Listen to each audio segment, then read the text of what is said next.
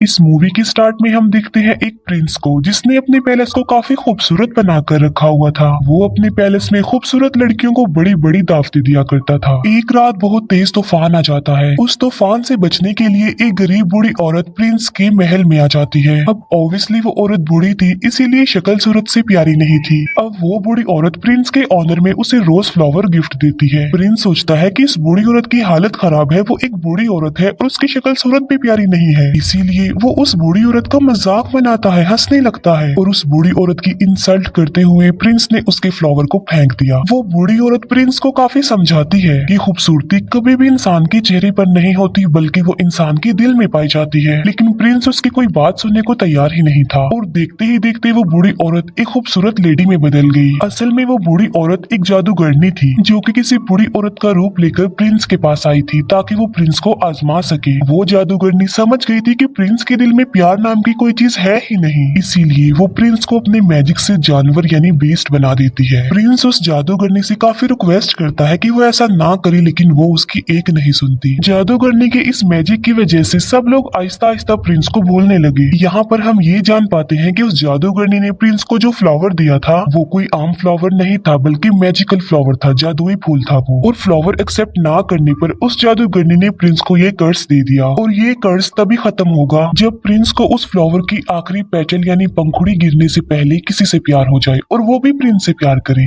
लेकिन आखिरी पंखुड़ी गिरने से पहले अगर प्रिंस से किसी ने प्यार ना किया तो प्रिंस कभी भी इंसान नहीं बन सकेगा दोबारा, बल्कि बीस्ट ही रहेगा वो हमेशा। काफी साल गुजर जाते हैं लेकिन उस पैलेस में कोई भी नहीं आता। फिर हमें पैलेस के करीबी एक गाँव में एक लड़की दिखाई जाती है जिसका नाम होता है बेल। बेल को किताबें पढ़ने, स्टोरीज पढ़ने का काफी शौक था। बेल के फादर एक डिजाइनर होते हैं। उसी गाँव में एक और लड़का भी रहता है जिसका नाम होता है गैस्टोन। गैस्टोन जो कि बेल से शादी करना चाहता था, लेकिन बेल उससे शादी करना नहीं चाहती थी क्योंकि वो एक प्राउड इंसान था। गैस्टोन बेल से शादी करने के लिए उसे अपना बनाने के लिए काफी स्ट्रगल भी किया करता था, लेकिन उसकी कोशिशें नाकाम ही रहती हैं। एक दिन बेल के फादर को कहीं पर जाना था। जिस रास्ते से उन्होंने जाना था वो एक जंगल था। बेल के फादर देखते हैं कि उनके रास्ते में तो आग लगी हुई है, लेकिन वहाँ पर एक और रास्ता भी था जहाँ पर वो मुड़ जाते हैं। बेल के फादर अपने घोड़े पर सवार होते हैं, लेकिन तभी उन्हें जंगल से भेड़ियों की आवाज सुनाई देती है और फिर वही भेड़िए उनका पीछा करने लगते हैं। बेल के फादर अपनी जान बचाने के लिए वहाँ से भागते हैं और भागते भागते वो आ जाते हैं बीस्ट के पैलेस के पास। बेल के फादर जब अंदर जाते हैं तब उन्हें वहाँ पर कोई भी दिखाई नहीं देता। हालांकि ऐसा लग रहा था कि पैलेस में कोई रहता है। कैंडल्स भी जल रही थी और टेबल पर खाना भी पड़ा हुआ था। इतना अच्छा खाना देखकर बेल के फादर खाना खाने लगते हैं, लेकिन हम फिर बहुत हैरान कर देने वाली चीज देखते हैं। वहाँ पर जो कप पड़ा होता है वो बेल के फादर से बातें करने लगता है। बेल के फादर समझते हैं कि ये कोई सॉल है जो उन्हें डराने की कोशिश कर रही है, इसीलिए बेल के फादर उसे कहते हैं कि मैं तुमसे नहीं डरता। ये कहकर बेल के फादर वहाँ से भाग जाते हैं। अब यहाँ पर सवाल ये उठता है कि वो कब कैसे बोल पाया। असल में बात ये है कि वहाँ पर यानी पैलेस में जितनी भी चीजें पड़ी हुई थी वो पहले इंसान हुआ करते थे, लेकिन जादूगरनी के कर्ज की वजह से वो सब चीजों में बदल गए। बेल के फादर भागते हुए गार्डन में आ जाते हैं। वो देखते हैं कि वहाँ पर बहुत प्यारे प्यारे फ्लावर लगे हुए हैं। बेल के फादर सोचते हैं कि मेरी बेटी बेल ने अपने लिए फ्लावर मंगवाया था, इसीलिए वहाँ से वो एक फूल तोड़ लेते हैं और तभी वहाँ पर बीस्ट आ जाता है। फ्लावर चोरी करने की पनिशमेंट देने के लिए बीस्ट उन्हें प्रिजनर बना लेता है, लेकिन बेल के फादर का घोड़ा वहाँ से भाग जाता है और वो सीधा अपने घर आता है बेल के पास। बेल जब देखती है कि घोड़ा अकेला आया है, उसके फादर नहीं आए, तो वो फौरन समझ जाती है कि उसके फादर किसी मुसीबत में फंस गए हैं, इसीलिए बेल अपने फादर को ढूंढने के लिए उस घोड़े पर बैठ जाती है। वो घोड़ा बेल को ले आता है पैलेस में और पैलेस में ही बेल के फादर को प्रिजनर बनाकर रखा हुआ था। बेल जब पैलेस के अंदर जाती है तब उसे वहाँ पर कोई भी दिखाई नहीं देता। बेल वहाँ पर काफी आवाजें भी लगाती है, लेकिन उसे आगे से कोई भी रिस्पॉन्स नहीं मिलता।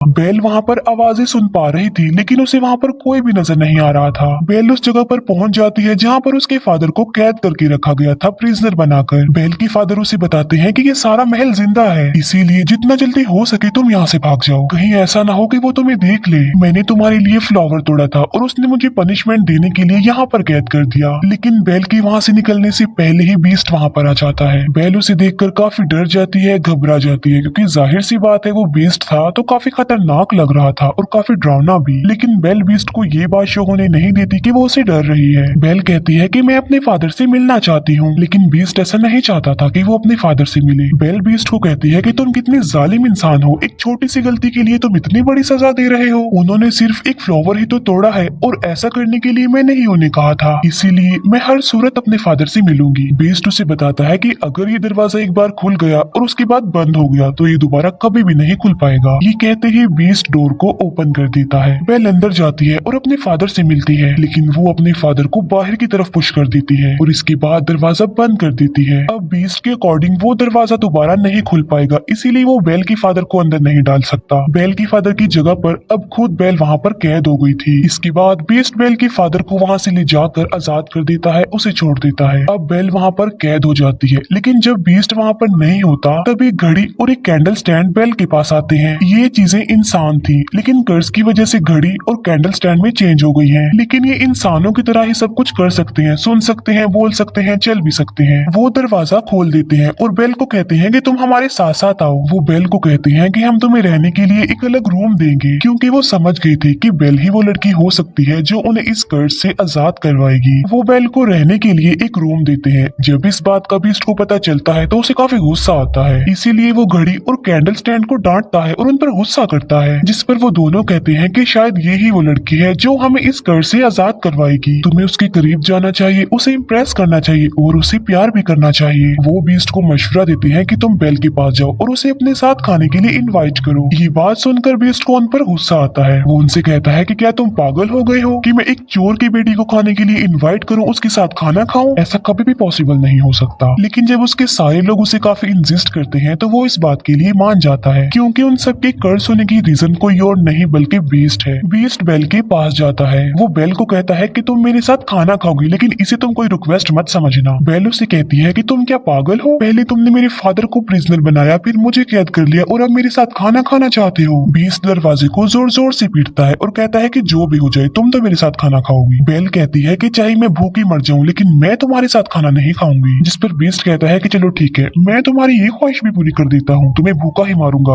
अब तुम्हें कोई भी खाना नहीं देगा और तुम भूखी ही मरोगी। बेल फिर भी दरवाजा नहीं खोलती और वो वहाँ से चला जाता है। जिस अंदाज से बेल ने बीस्ट को जवाब दिया था, उसे देखकर वहाँ सभी कर्ज चीजें लाइक कैंडल स्टैंड, घड़ी, पिर्च, कप, उन सबको ये कंफर्म हो जाता है कि बेल ही वो लड़की है जो उन्हें कर्ज से निजात दिलाएगी। फिर हम देखते हैं बीस्ट को जो कि उसी रोज फ्लावर के पास जाता है। बीस्ट देखता है कि उस फ्लावर की बहुत सारी पंखुड़ियां गिरकर टूट गई हैं। ये वही रोज फ्लावर था जिसके खत्म होने के बाद बीस्ट हमेशा के लिए जानवर ही रहेगा और पैलेस की जितनी भी कर्ज चीजें हैं वो सारी ऐसे ही रहेंगी, हमेशा के लिए बेजान बन जाएंगी। वो फ्लावर पर बहुत ही थोड़ी पंखुड़ियां रह गई हैं और वो भी बहुत जल्द गिर जाएंगी। फिर हम देखते हैं बेल के फादर को जो कि वापस अपने गांव में आ चुके थे। वो सब लोगों को बता रहे होते हैं कि मेरी बेटी की जान खतरे में है। जंगल के पास एक पैलेस है और वहाँ पर एक बीस्ट रहता है और वहीं पर मेरी बेटी फंस गई है। लेकिन कोई भी उनकी इस बात पर बिलीव करने को तैयार नहीं था, बल्कि वो सिर्फ इस बात को कहानी ही समझ रहे थे।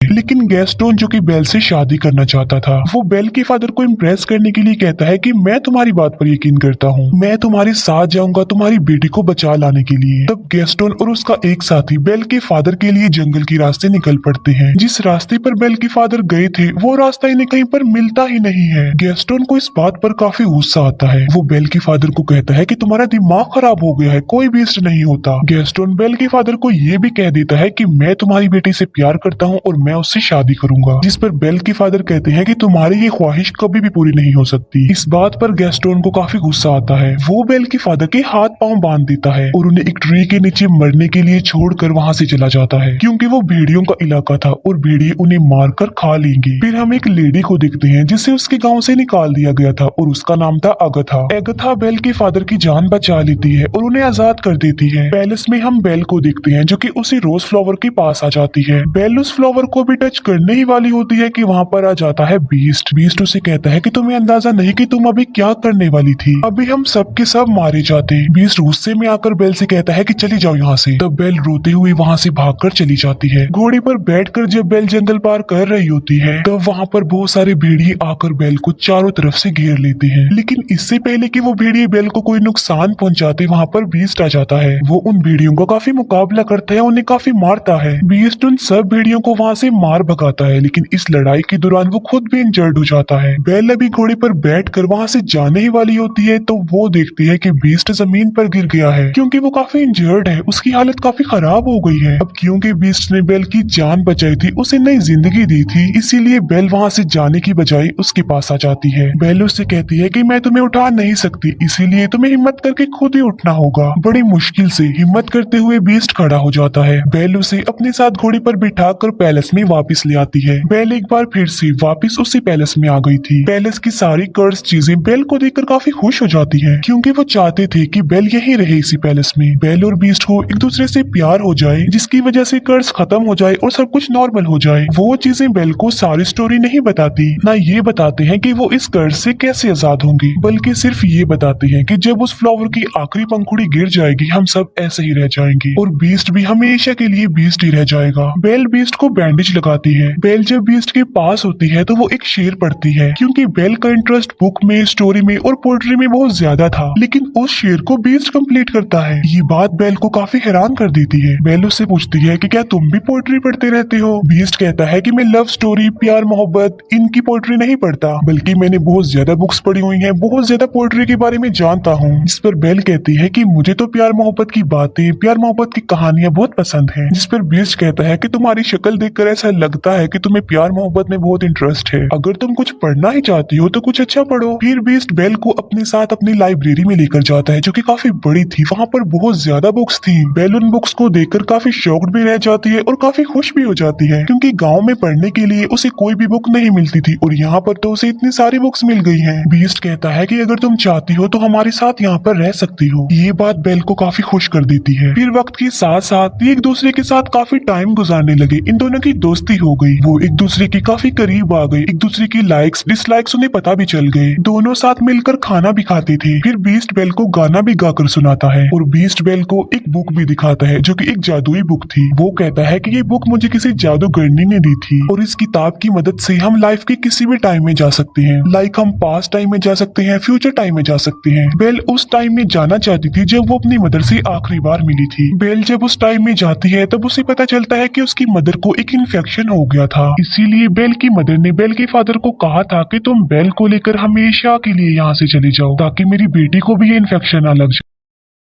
ये जानने के बाद बेल काफी दुखी हो जाती है, क्योंकि बेल ये बात नहीं जानती थी। फिर ये प्रेजेंट टाइम में वापस आ जाते हैं। कैंडल स्टैंड बीस्ट को कहता है कि तुम्हें बेल से अपने प्यार का इजहार कर देना चाहिए। बीस्ट कहता है कि वो कभी भी मुझसे प्यार नहीं करेगी, लेकिन कैंडल स्टैंड बीस्ट को काफी मनाने की कोशिश करता है और बीस्ट के सारे साथी यानी वो सारी चीजें बीस्ट को इस बात के लिए एग्री कर लेती है। वो पहले बीस्ट को तैयार करती है और बाद में वो बेल को भी तैयार कर देती है। बेल को डांस करना काफी पसंद था, इसीलिए वो दोनों डांस करने वाली होती है। हम देखते हैं कि बेल के फादर वापस अपने गांव में आ गए हैं। वो सबको बताते हैं कि गैस्टोन ने उन्हें जंगल में बांधकर छोड़ दिया था ताकि भेड़िए आकर उन्हें खा लें। वहीं बेल के फादर के साथ अगथा भी होती है, लेकिन गैस्टोन इस बात पर एग्री नहीं करता, बल्कि वो मुकर जाता है। वो कहता है कि ये झूठ बोल रहा है, इसके ऊपर शैतान आ गया है और ये पागल हो गया है। साथ साथ वो कहता है कि अगथा की गवाही कोई इम्पोर्टेंस नहीं रखती, क्योंकि ये तो पहले ही गाँव से निकली हुई है। यहाँ पर गैस्टोन का साथी भी झूठ बोल देता है। वो कहता है कि गैस्टोन जो भी कह रहा है बिल्कुल ठीक कह रहा है। इसीलिए सब गांव वाले गैस्टोन की बातों पर बिलीव कर लेते हैं और सब लोग ये समझने लगते हैं कि बेल के फादर का मेंटल बैलेंस खराब हो गया है। साथ साथ उनके ऊपर कोई शैतानी साया भी है, इसी वजह से वो बेल के फादर को पकड़ लेते हैं। फिर हम देखते हैं पैलेस में, जहाँ पर बीस्ट और बेल डांस कर रहे थे और वो डांस को काफी इंजॉय कर रहे थे। उन्हें काफी अच्छा फील हो रहा था। बीस्ट बेल को कहता है कि मैं इन फीलिंग्स को काफी अच्छा फील कर रहा हूँ, मैं तो इन्हें जैसे भूल ही गया था। बेल कहती है कि मुझे मेरे फादर ने डांस करना सिखाया। बीस्ट उससे पूछता है कि क्या तुम अपने फादर को मिस करती हो? जिस पर बेल कहती है जी हाँ, मैं अपने फादर को बहुत मिस करती हूँ। बीस्ट के पास एक जादुई मिरर होता है, जिसकी मदद से वो हर उस पर्सन को देख सकते हैं जिन्हें वो देखना चाहते हैं, और उस मिरर में वो बेल को उसके फादर को दिखाता है। बेल देखती है कि गांव वालों ने उसके फादर को प्रिजनर बनाया हुआ है, बांधा हुआ है। ये देखकर बेल काफी अपसेट हो जाती है, जिस पर बीस्ट कहता है कि तुम्हारे फादर को तुम्हारी जरूरत है, तुम्हें उनके पास जाना चाहिए। साथ साथ बीस्ट बेल को वो जादुई मिरर भी दे देता है और कहता है जब कभी तुम्हें मेरी याद आई तो मेरी इस बदसूरत खूबसूरत शक्ल को इस मिरर में देख लेना। इसके बाद बेल अपने फादर को बचाने के लिए वहाँ से निकल जाती है और अब बीस्ट पैलेस में अकेला रह गया था। बीस्ट बेल को काफी मिस कर रहा था क्योंकि उसे बेल से प्यार हो गया था, लेकिन अब तो वो उससे काफी दूर जा चुकी थी। अब क्योंकि बेल चली गई थी तो उनका कर्ज ऐसा ही रहेगा और वो हमेशा ऐसे ही बने रहेंगे। इस बात को लेकर बीस्ट और उसके बाकी साथी काफी अपसेट हो जाते हैं। बेल अपने गाँव में पहुंच जाती है और वो देखती है कि उसके फादर को सब लोगों ने प्रिजनर बनाया हुआ है। बेल सबको बताती है कि मेरे फादर जो कह रहे थे वो बिल्कुल सच था। जंगल में एक पैलेस है और वहाँ पर एक बीस्ट रहता है, एक जानवर है वहाँ पर। लेकिन गाँव वाले बेल की बातों पर भी यकीन नहीं कर रहे थे। तब वो उस जादुई मिरर में सब लोगों को बीस्ट दिखाती है। बीस्ट को उस मिरर में देखकर सब लोग काफी हैरान रह जाते हैं। बेल उन सबसे कहती है कि वो खतरनाक नहीं है, तुम्हें डरने की कोई जरूरत नहीं है, बल्कि वो दिल का बहुत ज्यादा अच्छा है और वो किसी का नुकसान नहीं चाहता और ना ही वो कभी किसी को नुकसान पहुंचाता है। गैस्टोन को ये बातें सुनकर रियलाइज हो जाता है कि बेल अब उस बीस्ट को प्यार करने लगी है। इसी वजह से गैस्टोन जेलस हो जाता है, इसीलिए वो सबको भड़काने की कोशिश करता है कि उस बीस्ट ने बेल पर ब्लैक मैजिक कर दिया है, तभी तो ये ऐसा बोल रही है। वो कहता है कि बेल को भी इसके फादर के साथ ही प्रिजनर बना दो। बाद में वो सब गाँव वालों को उकसाता है कि हमें मिलकर उस पैलेस में जाना चाहिए और उस बीस्ट को जान से मार डालना चाहिए, वरना वो इस गाँव में आ जाएगा और हम सबको मार डालेगा, हमारे पूरे गाँव को खत्म कर देगा। वो गाँव वाले उसकी बातों में आ जाते हैं और पूरा गाँव पैलेस की तरफ चल पड़ता है। जब गाँव वाले बीस्ट को मारने के लिए पैलेस में आते हैं तब बीस्ट के सारे साथी यानी वो चीजें उन लोगों पर अटैक कर देती हैं। गाँव वालों को कुछ भी समझ नहीं आती कि ये क्या हो रहा है, क्योंकि वो कोई इंसान तो नहीं थे बल्कि बेजान चीजें थी। फिर हम देखते हैं गैस्टोन को जो कि बीस्ट के पास पहुंच चुका था, लेकिन बीस्ट काफी उदास होता है क्योंकि बेल की जाने के बाद उसे कुछ भी अच्छा फील नहीं हो रहा था। वो बेल को काफी मिस कर रहा था।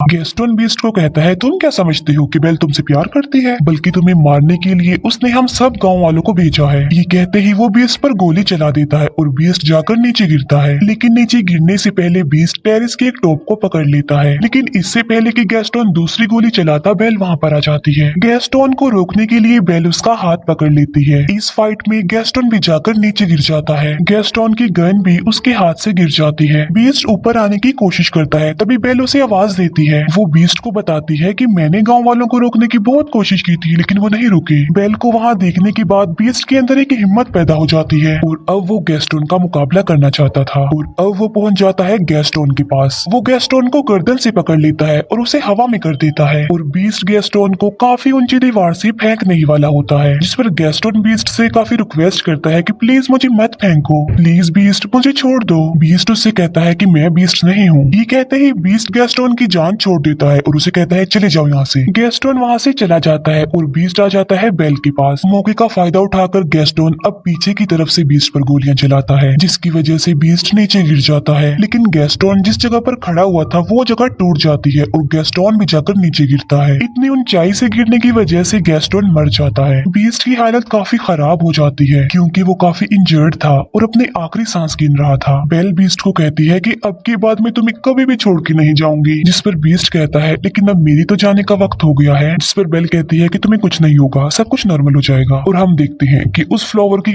आखिरी पंखुड़ी भी गिर जाती है। जैसे ही वो पंखुड़ी गिरती है बीस्ट बिल्कुल खामोश हो जाता है और वहाँ पर बीस्ट के जितने भी साथी थे यानी वो चीजें थी वो भी एकदम से बेजान हो जाती हैं। बीस्ट को मरता हुआ देखकर बेल को काफी दुख होता है और उसकी आंख में आंसू होते हैं। यहाँ पर बेल भी अपने प्यार का इजहार कर देती है। वो बीस्ट को कहती है मैं तुमसे बहुत प्यार करती हूँ और वो बीस्ट के करीब भी आती है। तभी वहाँ पर एगथा भी आ जाती है। एगथा जिसे गांव के लोगों ने निकाल दिया था, असल में बात ये नहीं थी बल्कि वो जादूगरनी कोई और नहीं बल्कि एगथा थी। वो देखती है कि बीस्ट को किसी से प्यार हो गया है और वो लड़की भी अब बीस्ट से प्यार करती है, यानी अब वो कर्ज खत्म हो गया है। और देखते ही देखते बीस्ट के चारों तरफ रोशनी ही रोशनी चमक उठती है और बीस्ट अब एक खूबसूरत प्रिंस में चेंज हो जाता है। ये देखकर बेल काफी खुश हो जाती है। वो दोनों एक दूसरे को देखकर काफी खुश होते हैं, एक दूसरे के पास आते हैं और एक दूसरे को गले से लगा लेते हैं। और पैलेस की जितनी भी कर्ज चीजें थी अब वो इंसान बन गई थी, यानी अपने असली रूप में आ चुकी थी। सब लोग काफी खुश हो जाते हैं। बेल और बीस्ट पैलेस में सब लोगों के बीच में डांस कर रहे होते हैं और इसी के साथ ही इस मूवी की हैप्पी एंडिंग हो जाती है। Thank you for watching.